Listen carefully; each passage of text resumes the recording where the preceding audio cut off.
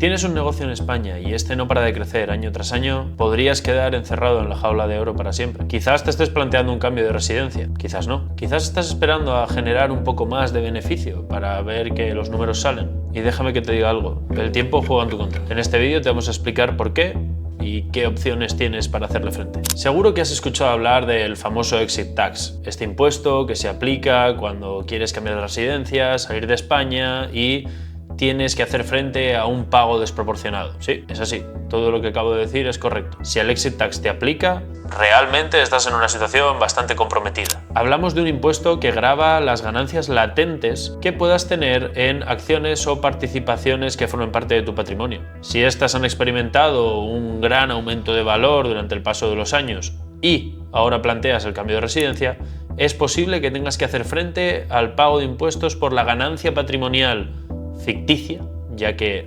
no has vendido y no se ha generado dicho devengo, pero que se te aplicará por el hecho de cambiar de residencia y dejar de ser contribuyente fiscal español.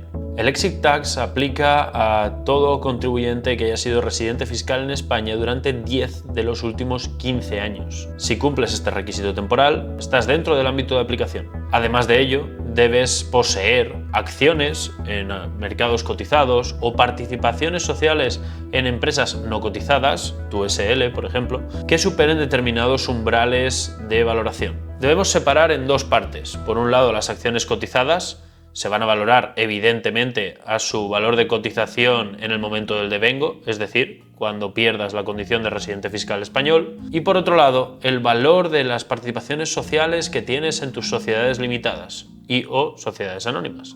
El cálculo de la valoración de estas participaciones tiene algo más de miga. Tenemos tres maneras de calcular dicho valor. Por un lado, tenemos el valor nominal, es decir, el dinero que pagamos en su día o que pusimos para constituir la sociedad. Por otro lado, tenemos el valor teórico, es el valor resultante del último balance auditado y aprobado, bien, patrimonio neto de nuestra sociedad. Y por otro lado, tenemos, en última instancia, la capitalización de los beneficios de los últimos 3 ejercicios. ¿Qué significa esto? Una simple fórmula matemática en la cual vamos a coger los beneficios de los últimos 3 años, sacar la media aritmética y a partir de ahí capitalizaremos multiplicando por 5. Pongamos un ejemplo. 2023, beneficio de 100.000 euros. 2024, beneficio de 200.000 euros y 2025, beneficio de 300.000 euros. Si hacemos la media de los 3 ejercicios, tenemos un resultado de 200.000 euros. Capitalizado, multiplicando por 5, tenemos una valoración de la empresa de 1 millón de euros, es decir, 200.000 euros la media por 5. Esta es la valoración total de la empresa, pero lo que debemos calcular es la valoración de nuestras participaciones, por lo que si tuviéramos un 50% de participación en esta empresa, evidentemente nuestras participaciones estarían valoradas en $500.000. Una vez sabemos cómo se calculan tanto el valor de nuestras acciones cotizadas como el valor de nuestras participaciones no cotizadas, debemos saber cuáles son los umbrales que hay que superar para que nos aplique el Exit Tax, ya que no solo debemos cumplir el requisito temporal, sino también un requisito de valoración mínima. Este se divide en dos partes. Por un lado, seré sujeto del Exit Tax si tengo una participación superior al 25% en una sociedad y dicha participación, mi porcentaje, por ejemplo, decía antes el 50%, supera la valoración de 1 millón. Es decir, si hay una sociedad valorada en 5 millones de euros y yo tengo un 50% de la misma, estaré sujeto al Exit Tax por esta participación del 50%, valorada en 2,5 millones. Esto implicaría que si esa sociedad la creé yo en un origen con 3.000 euros de capital social, algo muy habitual, estaríamos hablando de que tendrías una ganancia latente de aproximadamente 2,5 millones. Los 2,5 millones de valoración a día de hoy, menos los 3.000 que pusiste de tu patrimonio personal en su día para iniciar la actividad. Esto devengaría una ganancia patrimonial en la que tendríamos que pagar aproximadamente el 30% de dicha ganancia, o lo que viene a ser lo mismo, unos 800.000 euros. Bien, este no es el único punto por el que puedes ser sujeto del Exit Tax, sino que aun no teniendo más de un 25% de participación en ninguna sociedad y superando ese umbral de 1 millón con tu participación propia, seremos sujetos del Exit Tax también en el caso de que el conjunto de todas nuestras participaciones y acciones sumen más de 4 millones de euros de valoración. Es decir, si tienes una cartera de acciones cotizadas y posees posiciones por valor de 1 millón en Apple 2 millones en Tesla y 1,5 millones en Amazon, sumando 4,5 millones en total, si quieres cambiar tu condición de residente fiscal en España, serás sujeto del exit tax, independientemente de que no poseas sociedades limitadas o participaciones sociales de ningún tipo. Simplemente con tu cartera de acciones cotizadas puedes ser sujeto del exit tax. Por lo tanto, ya tenemos claro que debemos cumplir el requisito temporal,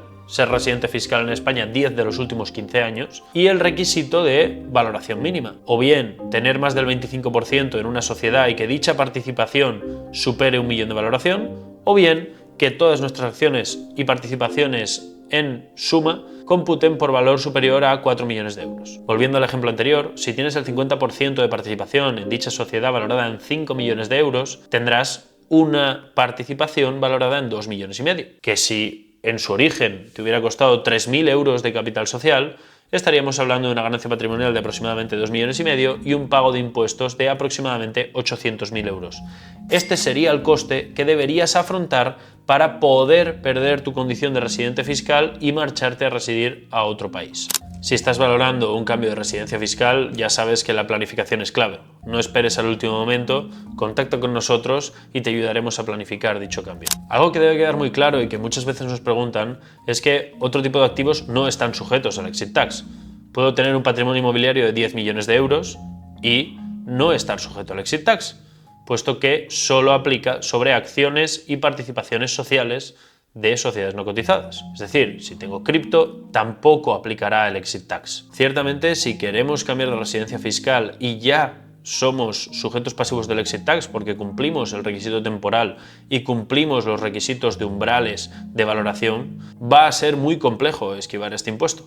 Siempre planteáis opciones como, por ejemplo, oye, puedo donar participaciones a mis hijos o a cualquier otra persona para poder pasar por debajo del umbral del 25% y que de esta manera no me aplique. Bueno, todo se puede evaluar, ¿no? Pero la realidad es que de esta manera estás perdiendo esas participaciones y ya no las posees tú directamente. Otras opciones, como por ejemplo, si me aplica porque la valoración de mi empresa se calcula respecto a la capitalización de los beneficios, es, oye, puedo frenar un poco la actividad de la empresa o incluso dejar de ganar tanto dinero, ¿no? O perder rentabilidad. Pero todas estas posibilidades que planteáis son completamente antieconómicas y al final no tienen mucho sentido, ¿no? Por lo tanto, debemos conocer también, más allá de estudiar cuáles son las posibles opciones, debemos conocer qué herramientas tenemos a nuestro alcance.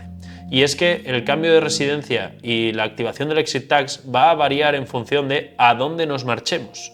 Por ejemplo, pongamos que trasladamos nuestra residencia a otro país de la Unión Europea o del Espacio Económico Europeo. En este caso, es posible que nunca lleguemos a pagar el exit tax.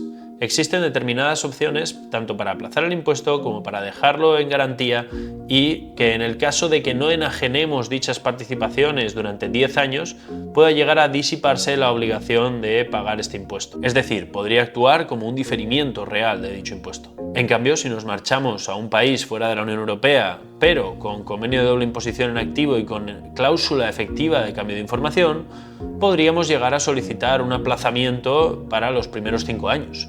Inclusive expandirlo hasta 10 si tenemos un motivo para el cambio de residencia relacionado con un empleo.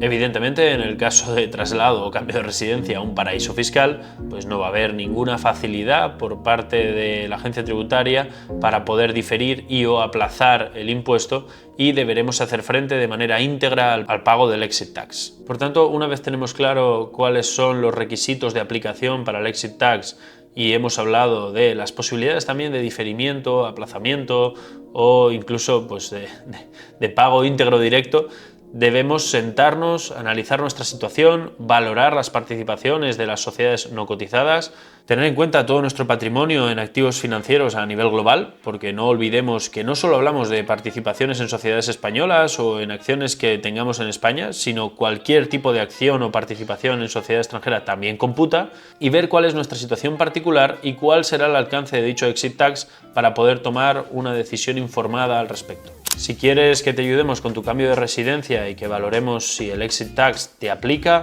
contacta aquí debajo y te ayudaremos.